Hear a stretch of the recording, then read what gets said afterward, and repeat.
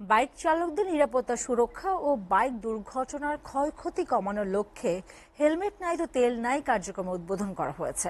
নেত্রকোনায় স্থানীয় পার্লা বাস স্ট্যান্ডে Monaco feeling স্টেশনে এই কার্যক্রমের শুভ উদ্বোধন করেন police super Foyez Ahmed. Helmet নাই তো তেল নাই এই কার্যক্রম উদ্বোধনের ফলে বাইকারদের নিরাপত্তা সুরক্ষিত হবে এবং দুর্ঘটনায় ক্ষয়ক্ষতি কম হবে বলে জানান পুলিশ সুপার।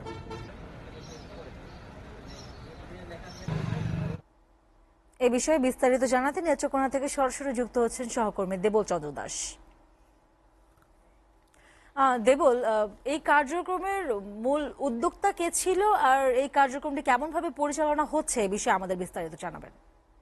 ধন্যবাদ আপনাকে। আপনি যেমনটি বলেছেন যে সড়ক দুর্ঘটনা প্রতিরোধ এবং বিভিন্ন সচেতনতামূলক যে কার্যক্রমটি পুলিশ সুপারের উদ্যোগী হয়েছে এবং পুলিশ প্রশাসন এই গতকালকে আপনার একটি পাম্পে সে এই কার্যক্রম উদ্বোধন করেছে।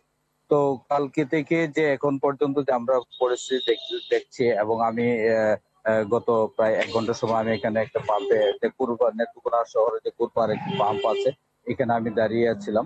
তো এখানে দেখলাম যে অনেকেই হেলমেট পরেই কিন্তু তারা আসছে এবং যারা হেলমেট নাই তারা কিন্তু তাদেরকে কিন্তু আপনার কাজ করছে, তারা কিন্তু তেল দিচ্ছে না।